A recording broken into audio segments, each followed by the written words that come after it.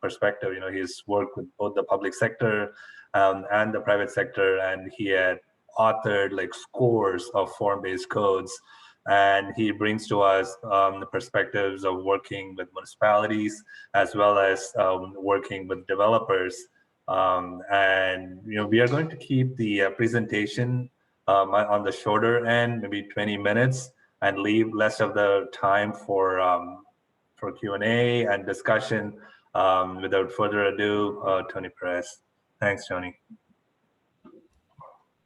Thank you, Ganesh, and thank you, Ray, and Tony and everybody else in your group. Thanks for having me and inviting Opticos to participate in your series here. Yeah, I spoke with Ganesh a couple times about what you wanted to cover, and so I'm focusing on just clarifying what missing middle is, some of the important characteristics about it, what to address when you're dealing with regulations, and how to implement this. And so it's an overview in about 20 minutes and aimed at providing 35 to 40 minutes of discussion. So if it sounds like I'm going a little faster than you like on a slide, I'm not going to speak fast. I'm just going to spend about 20 or 30 seconds per slide, and that's why it's intentional. So let me share my screen, and we'll get started here. This is going to go, let's see, here we go. It's going to take a couple seconds, and then we'll come back on here. Okay, so what is it?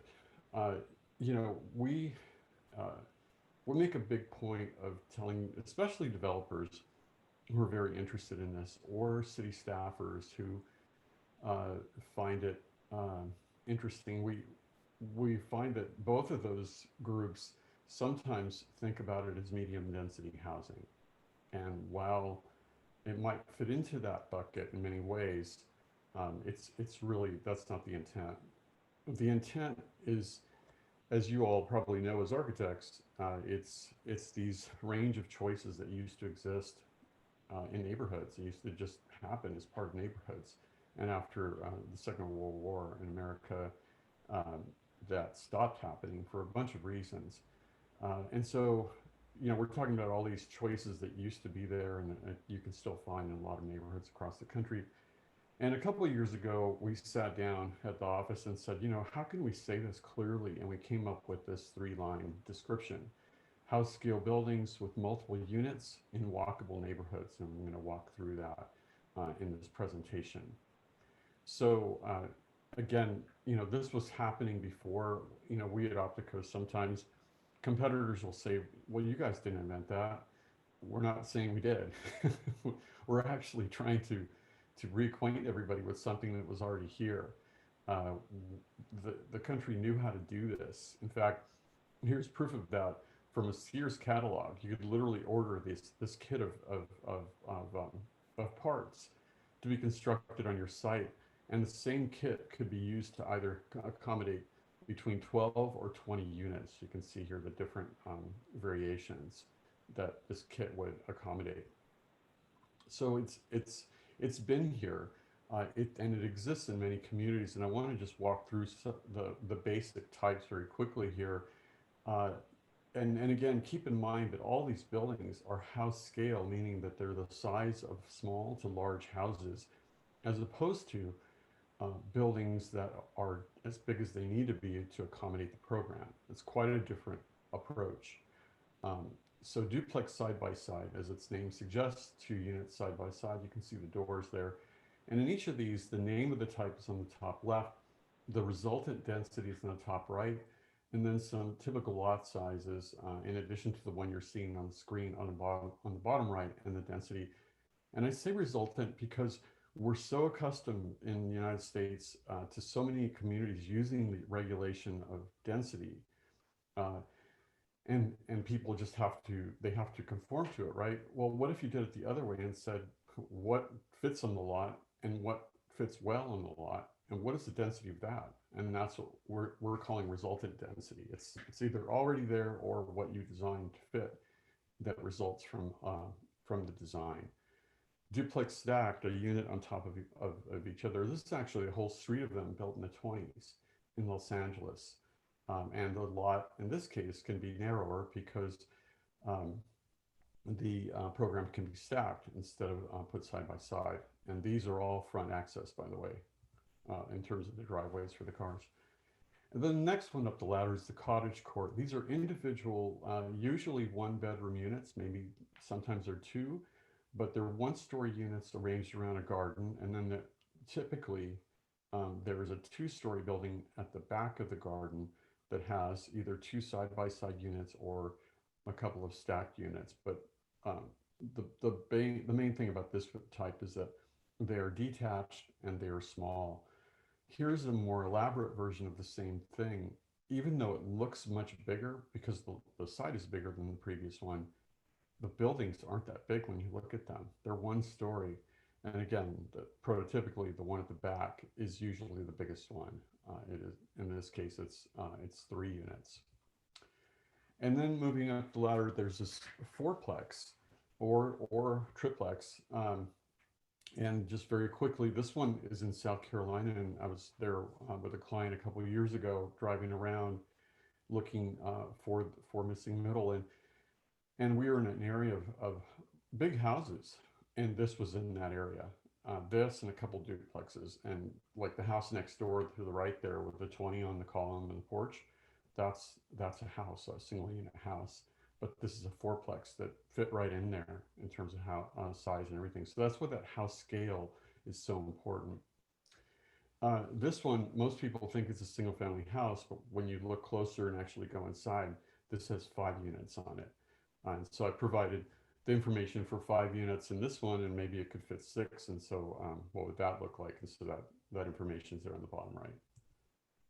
And then, so if that's the multiplex small, or as some people call in the country, that their local term for it is a mansion apartment, this is the larger version of the mansion apartment. And this is what we call the multiplex large. And this one has anywhere between 8 to 10 to 12 units in it, typically. And then moving up, we get into the townhouse, and what we found is there are mostly newer versions of what we call the small, and then there are some older versions of it, but it's really interesting to break this category into 2, just like the multiplex or the mansion. We broke it into 2 based on what we found. The townhouse is really effective to break into 2 as well. So this is an array of 3 to 4, and this is an array of as many as you can fit on the block face, and 2 to 3 stories tall. So this is the small, and this is the large. And again, being able to articulate these across a community in this way, we found it very helpful. Instead of speaking about numbers and density and all that, if you can say, I'm talking about the townhouse large, or I'm talking about the townhouse small, people are able to understand it more easily, and you can get to the details of it instead of talking about generalities. Then the courtyard, same thing. The missing middle version of the courtyard is what we call the courtyard small, or the neighborhood courtyard. And then the more urban version, that is maybe a complete building surrounding the courtyard that is central without any opening to the street. That is what we call the urban courtyard, and that's not a missing middle type. So this is the palette of missing middle types, and it's, again, we find it very, very effective to be able to speak in the way of speaking about the types instead of speaking about the numbers. The numbers are associated, but it's much more effective to speak about the types. And then there's 2 related types. There's the pocket neighborhood, which is, as the site plan on the right there suggests, an arrangement of houses, duplexes, and fourplexes, and small cottages like on the cottage court, arranged around a garden, and then often there's a community room offered in this type, and then the carriage house. And I list these because they're associated in this kind of work, but they're not necessarily missing middle types. So what are the important characteristics? The first one is, what can you walk to? And this is a detail of a map that basically identifies the centers in that dark black outline. Let me draw real fast so I can here. Let's see. No, sorry. It's not letting me draw. But you see here on the screen these black outlines. And then this is the walk shed, a 10-minute walk shed. So what can you get to in 10 minutes? If you lived over here, what can you get to this center and so on? This is the downtown in the middle. And this is showing the zoning and the parcel sizes within those walk sheds, within that proximity of those centers. So if you live within 5 to 10 minutes of those centers, which lots are in that area and what zones are involved, and that helps you understand uh, where you need to start thinking about missing middle. And then in the other areas that are not proximate to services, shopping, transit, or employment, it's really stretched to try and put these into those areas because of the fact that when we have observed these in their original state in neighborhoods, they are always within walking distance of services. And could you put them out in the middle of nowhere without services next to them? Sure.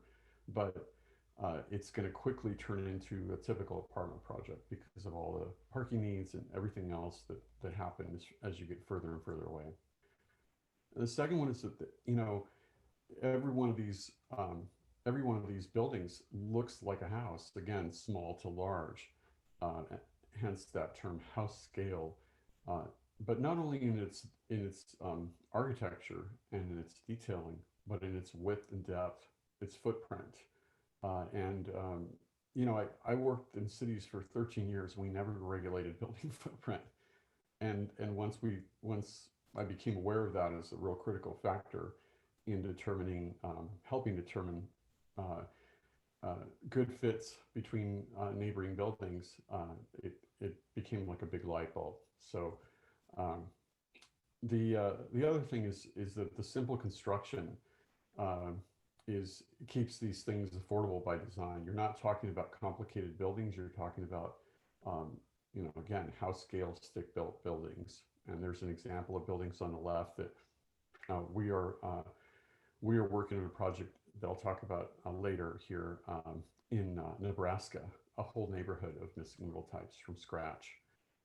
And then the other big characteristic about missing middle is that the units average below 1,000 square feet. So there might be some 1,200 or 1,400 square foot units in, say, a sixplex, but there are also 400 to 600 or 700 square foot units in that building. And so, um, you know, right now we're seeing across the country, especially in high demand markets, that people are taking down, say, a 3-story apartment building and putting up, 2-story luxury townhouses, and A, less units, and B, not affordable, and removing the affordable or attainable, whatever term you're using, removing that housing stock from the community.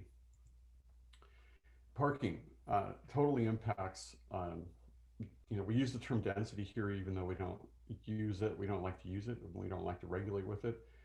But parking impacts basically what you can get on the lot, and everybody knows that. But this is a diagram to quickly point that out, especially to people that aren't versed in this, like probably you are, say appointed or elected officials, the average person in the neighborhood.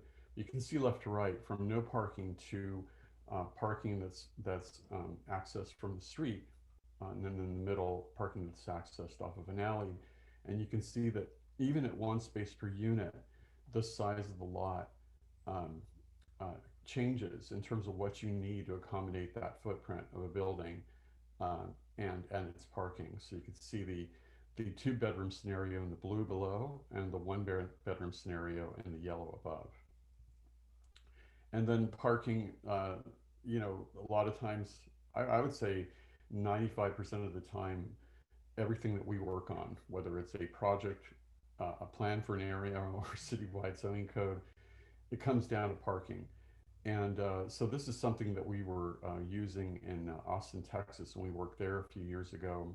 and our colleagues at Fregonese Associates prepared this analysis. So this is a complete overview of a huge analysis they did, but it basically shows that as as people feel more comfortable in the decision making process to approve a project or to continue considering it, they often add parking as a a consolation to the neighborhood or to themselves, and that's great.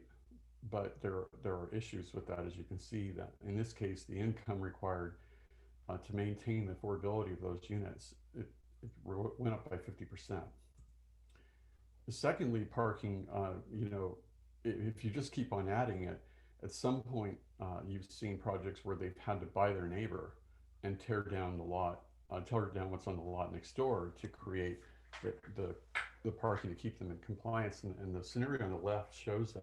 The scenario on the right shows the opposite. It shows the parking fitting on the lot uh, for that building. And that's um, a huge assumption for missing middle. Well, it's an assumption based on the reality of how these types work. To keep them house scale, to keep them fitting into neighborhoods as opposed to becoming big projects, they have to really work on their own lot and not do what happened on the left. And then, in line with that, the whole issue of adjusting parking to context. In this case, the picture that I'm showing you in the top left there is located in the middle of the screen in the red highlighted area. And just look within 5 minutes what you can walk to. If you go to the right, which is the south in this particular case, I have the picture turned around. Uh, you don't even have to go 5 minutes. It's probably 2 minutes, if that. And then if you go to the north, you see a little Ethiopia, a little Main Street there, to the bottom left there. That might be 3-4 minutes away. Let's say 5 at the most. But look at all that's there, and yet the parking requirements for these lots there are yielding what you see on the right hand side of that photo at the top left there, as opposed to what was there before and next door. So what key issues do we need to address? Density. Uh, Maximum density regulations are one of the key barriers. You probably already know that, but we really need to work to remove that or to adjust it to be truly informed of what it is you're trying to do. Here's an example I like to use all the time, that these two buildings are nearly the same mathematical density, but they could not be more different. One is a house scale multiplex small or mansion apartment there on the right, 5 units, and the other one is 49 units, 3 stories tall, and you can't see the ends of this building on that photo. Yet they're the same numerical density. So density is the wrong conversation to have. And similarly with floor area ratio, or FAR, you know, presumably the lower the number, the better the neighborhood would feel about it, right? Well, look at the lower number on the right. The building is completely different from the stacked duplex on the left that has a higher FAR. A 24 unit, 3 story building has a lower FAR than a 2-unit building, and it's because of the size of the lot they're on, right? But people don't hear that. They hear the numbers and they focus on that and they fight it because they don't know what else to fight. And so it becomes about these numbers. Along with that, another big giant barrier is that let's say that somebody does take the time to figure out what those numbers should be, they are often not coordinated to the very lots they're put on. So what we advocate for and do in our practice is, instead of complicating things for people and saying, well, the lots are 100 to 175, that's all true, that's all accurate, but start to simplify it and group them into categories of small, medium, large, and extra large, primarily by lot width. You can add lot depth to the mix here, and that's what I've tried to indicate by this diagram, but begin by lot width, because lot width is a huge determinant on what actually can fit, especially on properties under 100 feet in width. So start to talk, we advocate that people should start to talk about it this way instead of density. And you know what? If you have to use density and floor area ratio, then because of political or legal reasons, then you have to. And then what you need to do is then take the results that you want and reverse engineer it to find out what those densities or NFARs are, and then put those in regulations and coordinate them to the lots that they're going to regulate. Um, the other thing I like to point out in this is that this whole idea of house scale. I was driving in the car with an architect I used to work for a long time ago, Stephanos Paulzoidis, and he told me one day, Tony, there are two categories of buildings: block scale buildings and house scale buildings. And we were talking, and I said, I don't know, man, I can't believe it's that simple. And anyway, I tried it out for a year or two, and I talked with him about it in our work, and I really became convinced that there are these two categories of buildings. On the left-hand side, you can see that. You can see the buildings that are as individually as large as most or all of a block, or attached to look like what is most or all of a block. And they are block scale, not because they don't have pitched roofs, but because of their building footprint and size. And then the house scale buildings are in the magenta or purple there, and they are detached. They are the size of small to large houses, regardless of their use, regardless of whether there's a church in there, a school, a clinic, whatever, or residence. Those are house scale buildings. And knowing that is super powerful. If we had more time, I could really lay this out and show you, a palette of 20 building types and how they fall into that. Um, and that leads into, when you're talking to people at the market or over the fence about, uh, the new project, how would you rather communicate?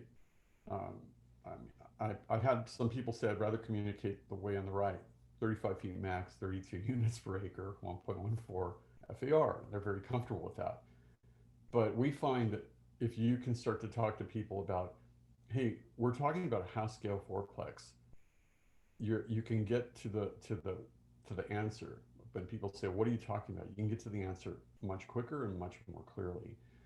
So it's your choice, obviously, the community's choice, but we find that the community communicating the way on the left with actual types and diagrams that show that is much more clear. Um, and then heights, what actually do these buildings need? There's always this fear of height with multifamily because of what people have come to know multifamily to mean. And so, as far as missing middle is concerned, it's 2.5 stories.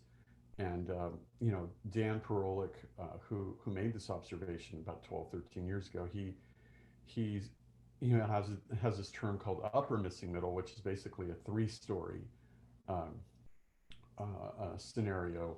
But that is a whole different proposition. That's a very small subset of missing middle. So I'm not really talking about that today, but I'm happy to do that in questions.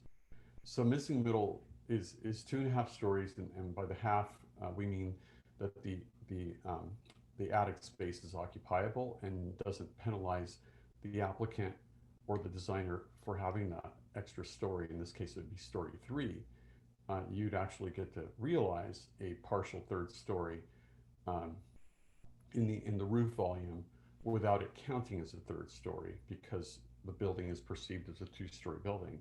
So that's why we emphasize measuring to the highest eave, as you can see there, the 21 to 24 measurement C there. And then if cities have to regulate overall height for whatever reason, then go ahead and measure that. But we found it more important to allow the attic story to not count as a story, B, to measure to the highest eave, and then lastly, if you're going to measure to the overall, make that a secondary measurement, not the only one. And all of this is important because otherwise, missing middle falls into one of these two systems, and people say, well, it's not single family, so it must be multifamily.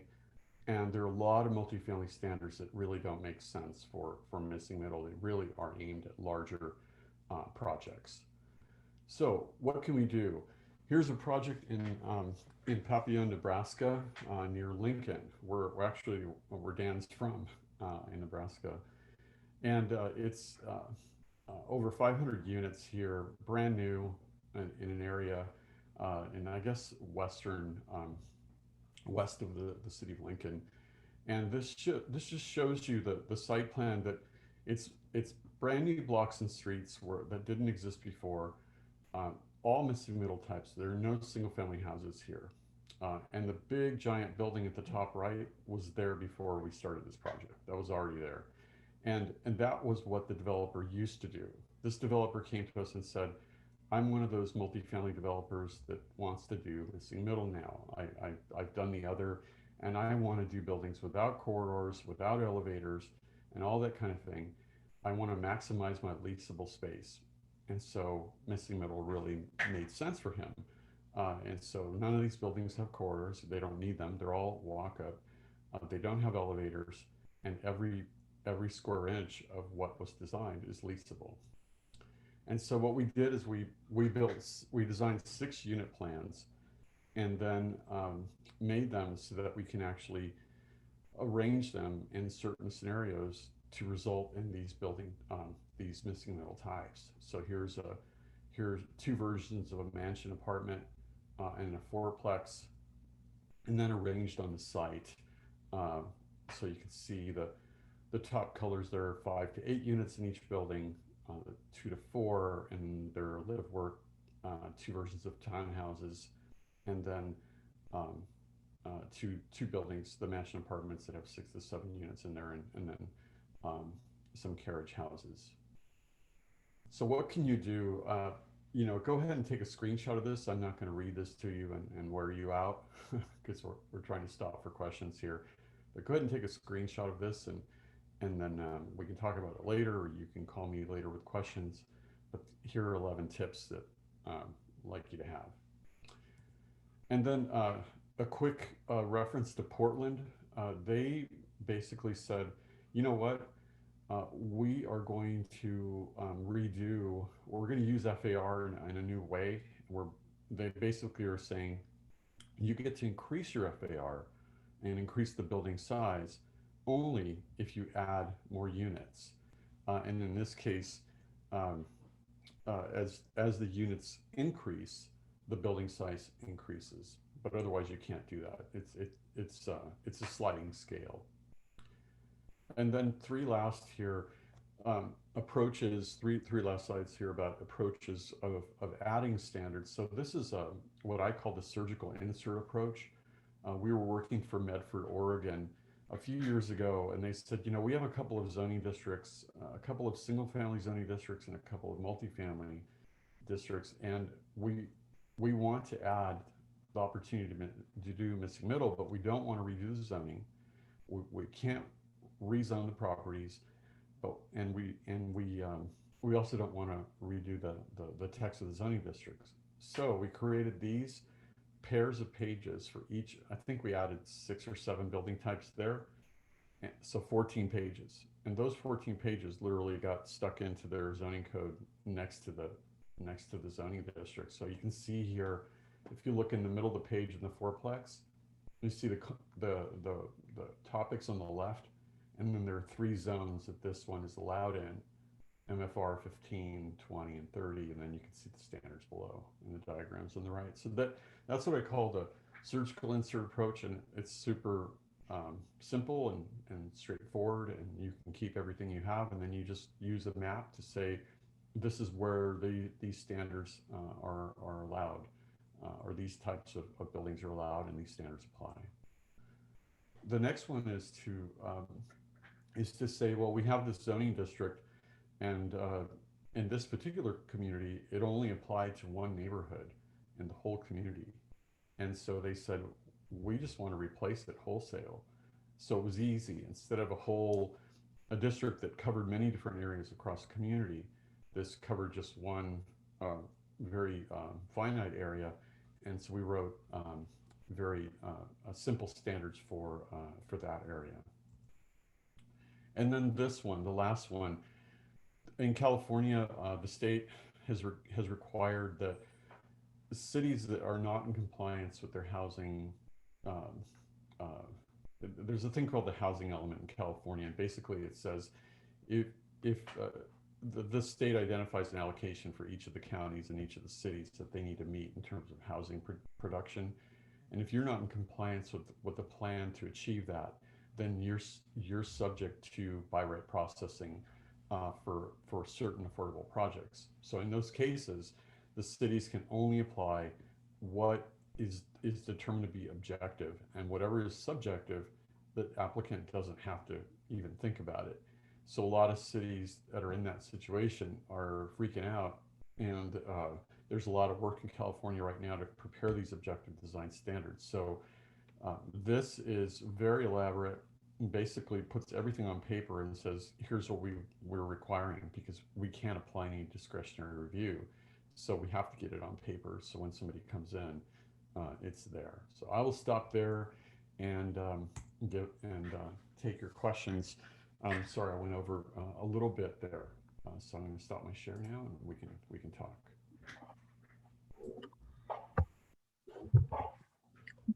Thanks for the presentation, Tony. It's great. I'm going to start off my question, and rest of you, please feel free to raise your hand or type your question on chat. So there are two questions to start with. One is from James. It's what's the date of the catalog roughly? For those who have missed the initial part of the presentation, Tony shared some images from the Sears catalog. Was it from the 60s something? Oh, I want to say 1910 or 1912. I can find that for you and get it back to you, Ganesh.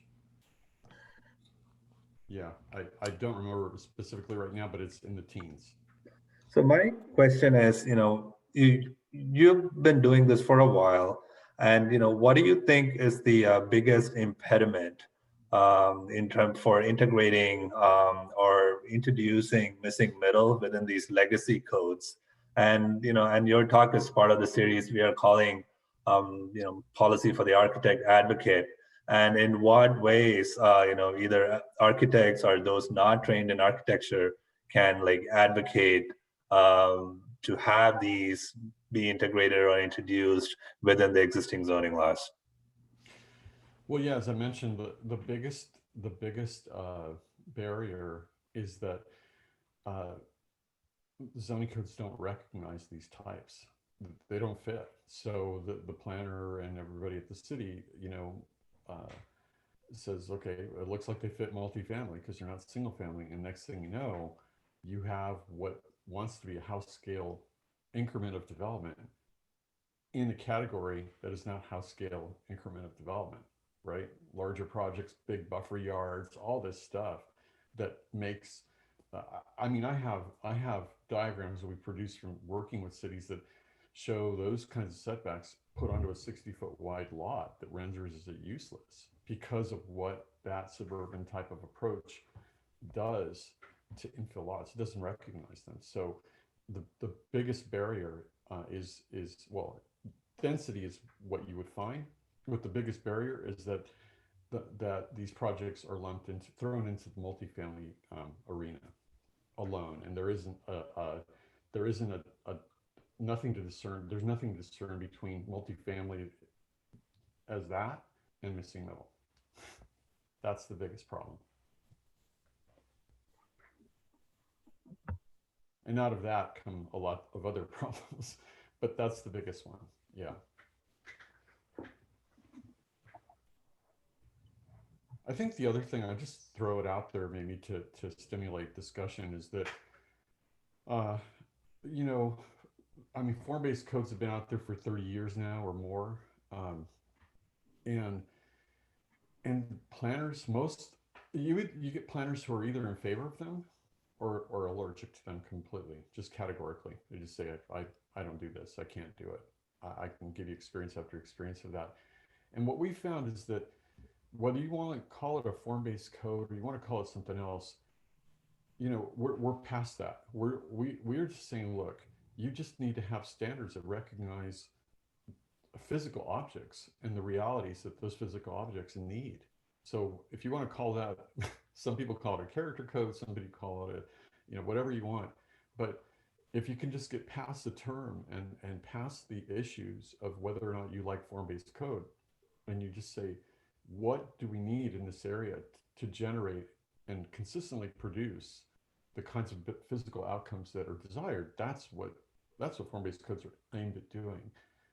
And so that's another big barrier, honestly, is that because we at Opticos are form-based code leaders, people associate missing middle with form-based codes and like, oh, here they go again. They're ramming that down my throat, form-based code. And so we get a lot of that as well.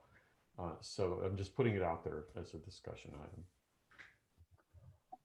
Thanks, Johnny. There is a question from Mark. What does a treehouse type look like? You were reading the site plan very carefully. I was. for the Papillion, Nebraska. Yeah, that was in the center of the site, and it's basically an area where the developer wanted to have these small footprint little, I think they're 3-story. I can't remember the latest version of that, but they're small footprint buildings that are put into that little ravine. There's like a little ravine and a watershed that goes through there. So they're really super small footprint, tall buildings. Thanks, I appreciate that. Yeah, it's amazing what people pick up on.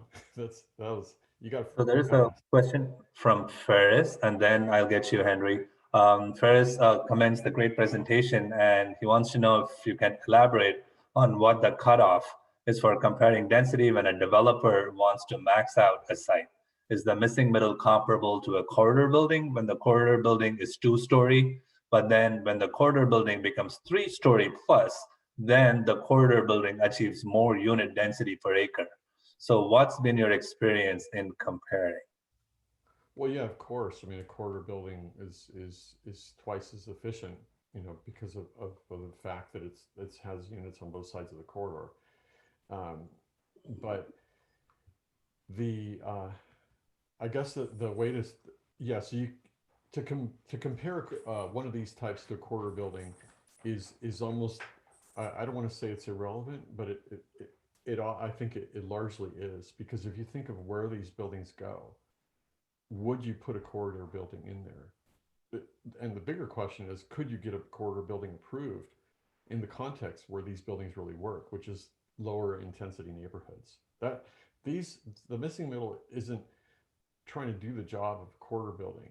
It's doing the job of working in neighborhoods of moderate to lower intensity, namely single family neighborhoods. It's like, what can work in these single family neighborhoods and in moderate neighborhoods, as opposed to areas that are really intended to have 3 and 4 and 5-story buildings. They're two different worlds.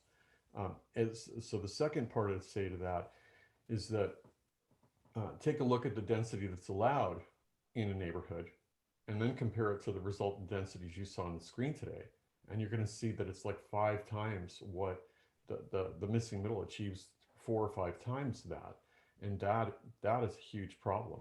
As I mentioned, back to density, people say, oh, our highest density zone in the city is 14 to the, or 18 or 20 to the acre. Well, a duplex is 24, 28, 29 to the acre, mathematically. So yeah, it's an apples and oranges.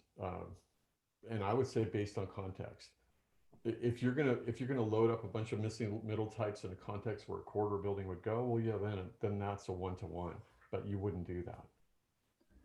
Great, thank you. Henry? Hi, thank you for the presentation.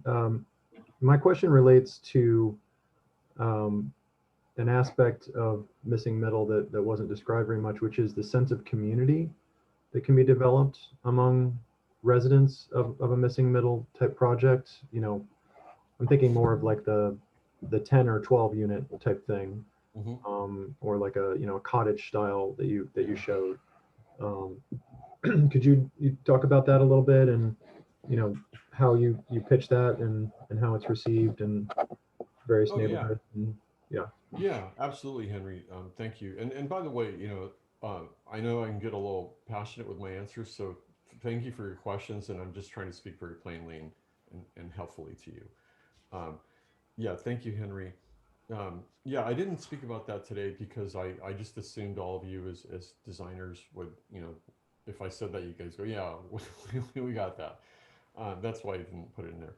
But yeah, that's one of the big selling points about the cottage courts, the courtyard building, the pocket neighborhood, all those that have that shared space really do enjoy. The people that live there enjoy that, and if you don't, you move out, and somebody else that likes it moves in. You know, I don't know if you remember, but the slides where I talked about how you have to tear down your neighbor to build a parking lot, that slide, well, on the right hand side was California Avenue in Pasadena, and on the top of that street, you guys are all very observant. I don't know if you saw the L-shaped courtyard building. Well, it's from the 20s, and it's beautiful. It's from 1920, and there are 8 units there. And I bring it up because of that. Every time I've taken a group to tour California Avenue, it's full of fourplexes, mansion apartments, and courtyard buildings. And we walk in there because it's just open. You can open the gate and walk in, and those people are so proud to live there because of the intimacy of that courtyard, and because they talk to their neighbors. So, hope that answers your question. That's great. Thank you. And just a second follow up, which I saw in the chat, someone was also asking a similar thing is, you know, what developers jump on these type of things, you know, because I'm used to working in more, you know, where the land cost is so high that it would never ever pencil out for someone. So I guess it's like this middle zone between suburbia and urban centers. So I don't know if you have diagrams that talk about that sweet spot for land cost, and obviously construction cost is sky high these days. So that's another reason most developers aren't jumping on this concept, I assume. Well, yeah, great question, Henry. And you know, I would say, given the time that we have left, we would love to come back and have a discussion just about that. We could talk to you about that very issue and what we've been finding. But first question about who's doing it. The developers that tend to do this are the medium and small developers. None of the big merchant builders are jumping on this yet. When they do, that they will, and they'll turn it into something else that, you know, whatever they need to do. But it's the small to moderate sized developer, you know, for all the reasons you can imagine. In terms of yield and when it works, you know, we found that in high demand markets like in the Silicon Valley, where we're working a lot right now, in that area, you know, basically, you need about 6 units to start getting somebody's attention. And so if only 1 or 2 or 3 are allowed, it takes about 6 to get somebody. So you're starting at the multiplex small in terms of missing middle, and none of the smaller types, and that's fine. But it's going to take at least 6 units to start getting somebody's attention, to tear down what they have or reinvest in it and build a new building. But yeah, I would encourage you to, like, we could develop a whole talk about just that, and I think that could be very helpful. Thank you.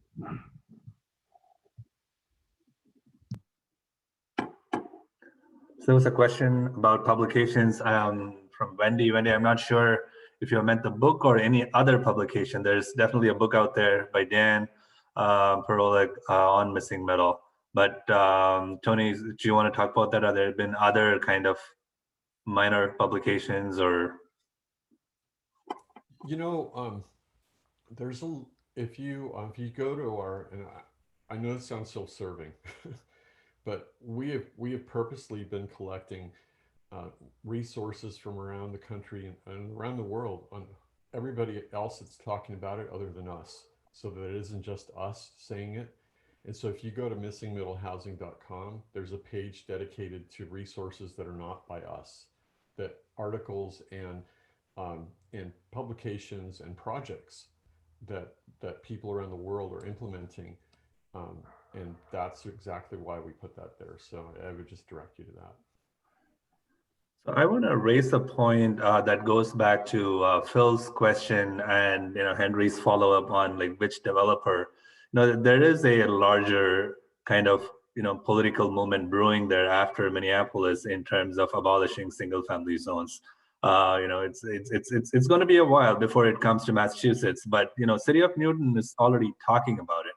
And and I feel that's kind of where the sweet spot is, as like these, the towns and municipalities in the outer ring and the outer suburbs of the metropolis tries to be more progressive. And they don't want to say, yes, we are going to abolish all single family zoning. Maybe it's a way to like bring about a category that can start to like include the single family zones immediately adjacent to transit zones to be able to like develop or make space for these kind of typologies. Tony, I don't know if you have anything to add to that. Well, yeah, I mean, I have two viewpoints. One, as a representative of Opticos, I would say that yes, those kind of solutions are worth pursuing. As a private property owner, speaking to you from a single family neighborhood in a single family house, I think that what is missing in those discussions is the choice of those areas to actually act for themselves, as opposed to somebody lowering something on them. So for all the good reasons you cited, Ganesh, I think that yes, those things should happen. But as a private property owner, I think that we need to keep that intact, and just like all the other things we ask the community to chime in on, we should ask them to chime in on that. And I think we're afraid to ask them to chime in because we're afraid that the answer will be no. But it's not going to be no everywhere. But I think if we don't do that, that's not the best precedent to set. So there's a bit more technical question from Ferris. Whether can you elaborate on how this housing type navigates through the requirements of the Fair Housing Act and what the IBC might require? Also, with the elimination of corridors, do the upper floor units always have dedicated single stairs, or there are sometimes shared double stairs for the upper units? shared double stairs, unless somebody wants to get, really unique and provide individual stairs to the units, but it's usually shared double stairs through an internal stair that is concealed by the door. Like you open the door and then all of a sudden there's a little vestibule there, and that stair goes up and there's an entry to the left or right. Or like for a fourplex, for example. In terms of the Fair Housing Act, again, I would put this in the category of something that we could really elaborate on. We just had a working session at Opticos last Friday, where one of our architects, who is an expert on all of that, was giving us training on all of that. So, I mean, I could talk to you about what I understand about accessibility and all that, but it just will invite more questions. But I think that if we had a drill down session on those kind of technical issues and the things that Henry was bringing up, I think there'd be a more fine-grained discussion that could get into all your questions like that. But basically, the short answer is they're walk-up units, and you just need to make the ground floor accessible, or the lobby accessible if everybody can access the lobby. So.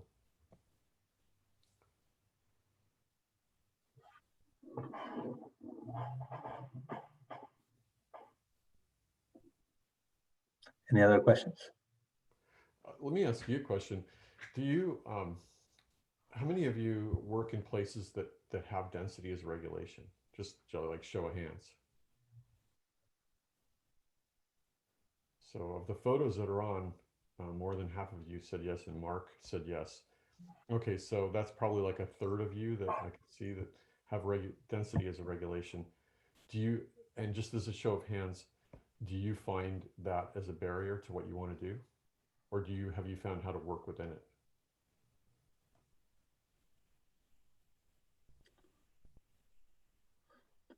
Tony, just a follow-up question. When you mean density as a regulation, are you talking about, multifamily densities, or because, there are zones for two-family homes and multifamily homes? So in a way, one can argue having a zone for a two-family home is a density regulation. I mean, it's like density by unit counts. So how is that, is your question more specific to multifamily? Yeah, because I would say that the two-family zone density, actually, we're working in the city right now where it could accommodate fourplexes, but the regulations only allow two, so they're wasting land, right? So that's one issue. I'm talking about the multifamily zone, like with its density. Do you find that to be limiting, or have you found what the market needs can be provided in that density?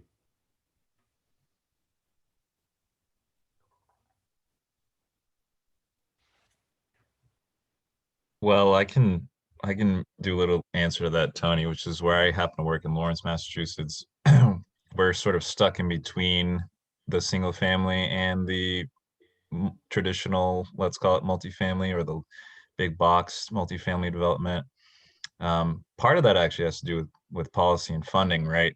It's much easier to secure monies to build something that's 80 units in one big box than it is to build, for example, a 2 to 4 unit homeownership project, whether it's single family or whether it's this missing middle typology. It's much harder to find those chunks of money. In some ways, it's irrespective of zoning.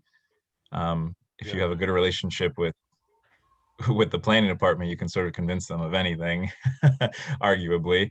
But it's really finding the money, and that's the world I work in, is nonprofit. So of course the money is the key element.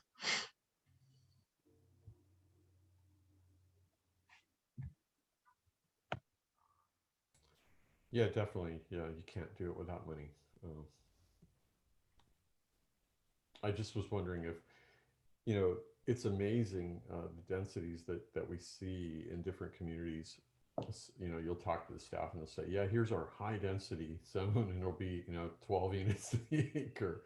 And as I showed you mathematically, a duplex starts at 9 or 10 and goes up to 20, depending on the size of the lot that you use.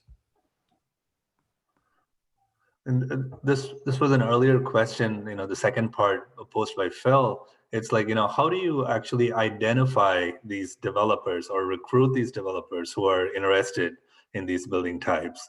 And, is it just word of mouth, or it's, where do you start? I mean, it definitely, to my knowledge, West Coast has been like taken greater strides on this, especially Portland and even LA for that matter, more than the Bay Area. Just curious.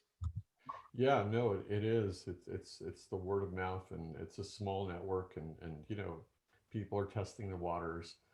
Um, and as Mark said, it's just easier in every way to do 180 unit building instead of 24 unit buildings, or a mix. But I think that, so my short answer to that, my short advice to that is to contact these cities that have been seeing this work, and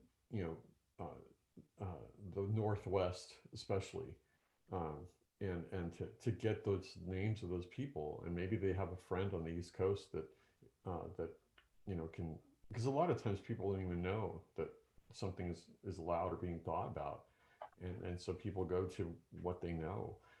Um, yeah, and this is something Dan was talking about. We were talking to the city of San Jose yesterday, huge city in Silicon Valley. Same question came up. They're trying to do this, and they're trying to do it across, I don't know, thousands of acres of city that already exists. And so they're trying to they're looking for the same answer. And unfortunately, there aren't a lot of people who are doing this right now, which I guess could be a good thing too. But So we have 3 minutes left. So I would probably wrap with a comment from Matthew, response to the earlier question, like, how do you recruit developers? And Matthew says, you don't. Shouldn't the missing middle housing be built by people in the middle and not by big developers? So maybe some of you who want to be developers, maybe missing middle is a place to start. Ganesh, that's exactly what I was sort of implying right now when I said maybe it's a good thing that there aren't a lot of developers doing this yet. Yeah, exactly. Yeah.